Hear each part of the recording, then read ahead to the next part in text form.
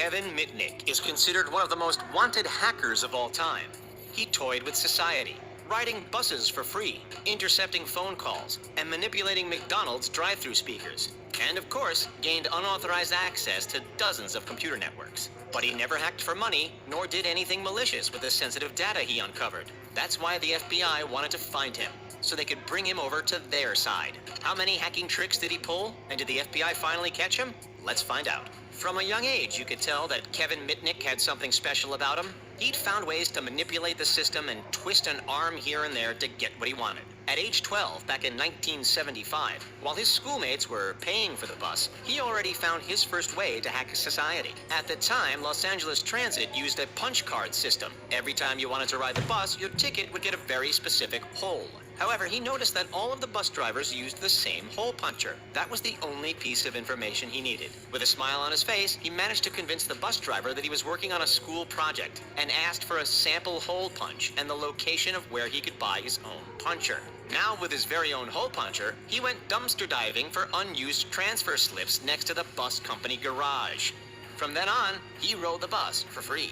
The act of tricking the bus driver actually has a name. It's called social engineering, and it's what psychologists use as a term to describe the manipulation of people into performing actions or divulging confidential information. As it turns out, Mitnick, even in the tender preteen age, was a master of it.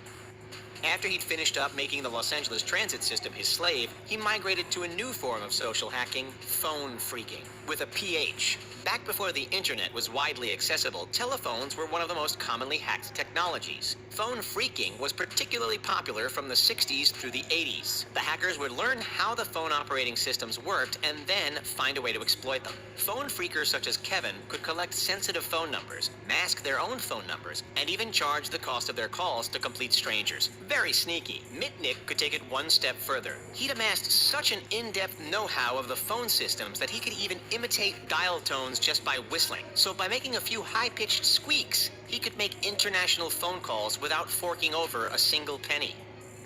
Even though he could use his societal and technological hacking abilities for all kinds of illegal activities, in his teenage years, he mostly used them for fun. With the help of his friend Lewis, Kevin decided it would be a hoot to hack into a McDonald's drive-thru speaker. Using a modified two-way radio, he was able to override the system. And instead of the drive-thru speaker directing into the cashier's headset, it directed into Kevin in the parked car across the street. This meant that he could reply to the customer's orders, pretend to be the employees, and play all kinds of pranks.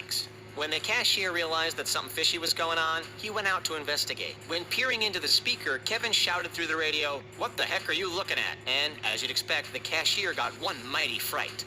So, as you've surely learned by now, Kevin Mitnick was one talented youngster who had no problem taking plenty of pleasures by manipulating systems. But let's rewind for a second. Who is this guy? Where'd he come from? And how'd he learn about all these nifty hacks in the first place? Well, we'll tell you. He was born in Van Nuys, which isn't too far from Hollywood. He attended the James Monroe High School, during which he became an amateur radio operator. This first-hand experience in the radio room is what helped him to understand how electronic wavelengths and signals worked, which correlated with the phone phreaking days. The radio room would have also given him access to computer systems and software that the majority of teenagers in the world hadn't even heard of. As technology advanced, so did Mitnick's skills. It was 1979, when he was just 16 years old, that he gained his first unauthorized access to a computer network. That network belonged to a company called Digital Equipment Corporation, or DEC, and he broke into their system and copied the company's software. Although this would come back to haunt him some 9 years later when, spoiler alert, he was charged and convicted for it. Then in 1981, the 17-year-old Kevin and a friend named Louis DePayne hacked the mainframe Cosmos computer system for Pacific Bell, a phone company now owned by AT&T. Once Kevin had maneuvered into the mainframe, he could divert the phone lines and intercept any of the calls going through the exchange. Regular folk who used Pacific Bell service quickly started to complain about what they thought were errors and pranks. Fair enough, too, because Kevin would answer these calls himself, and he wasn't afraid to throw a few tasteless jokes around. With an obvious interest in Pacific Bell, one night, Kevin snuck into the building where Cosmos was housed. He took manuals and documents containing a stack of passwords. The plan was simple. Take the documents, photocopy them overnight, return everything exactly where he found them before morning. What Kevin didn't count on, however, was that Louis was telling another friend, and that friend ratted him out to the police. This put Kevin on the watch list. Cops pulled him over the next day, and he was sentenced to 3 months behind bars with a year's probation. Ouch. You'd think that after winding up in prison that Kevin would have learned his lesson, but nope, entirely the opposite. Once he was released on probation, full of crazy ideas in his head, he dove straight back into the hacking pool. His next project? Hacking the NSA and listening into conversations of the world's biggest wiretappers.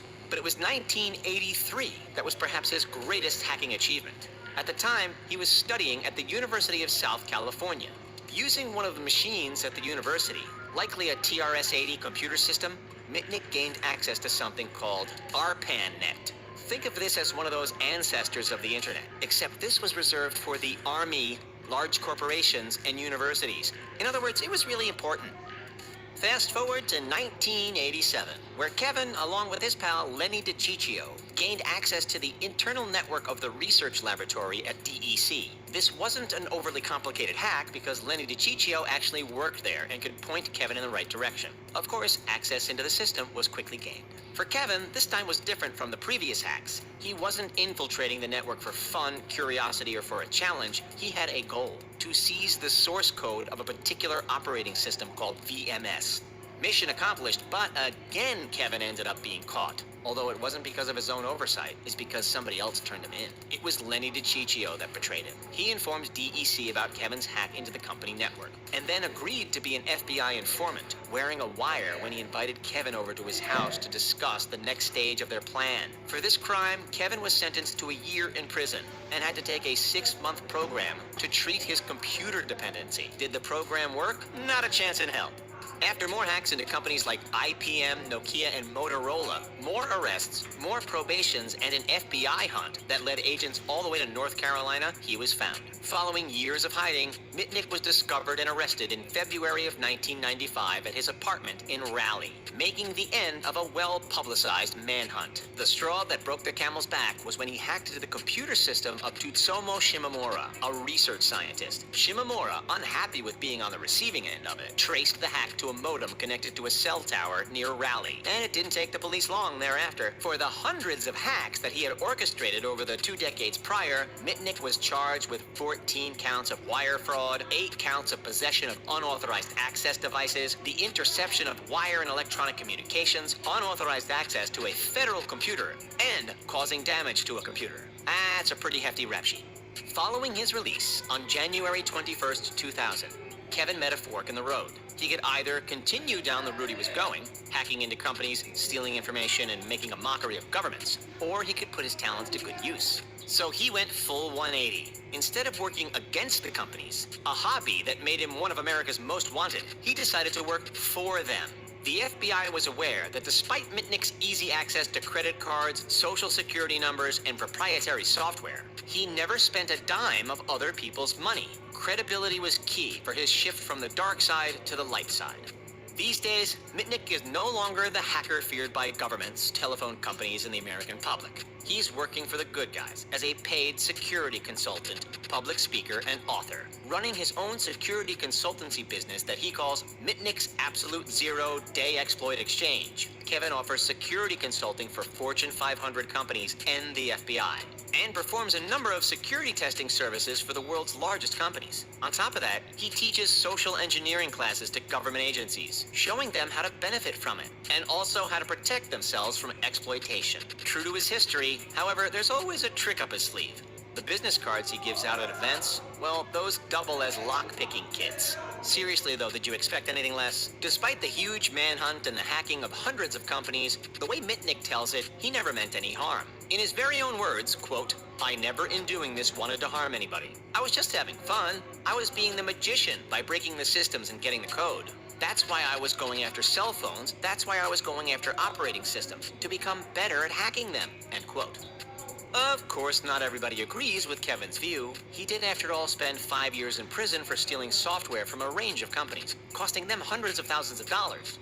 And even as early as his LA bus riding days, he was exploiting the best quality in people, their desire to help a fellow person. So what do you think about Kevin? Is he friend or is he foe? Let us know in the comments. Don't forget to like this video, subscribe to The Richest, and thanks for checking us out. We'll see you next time.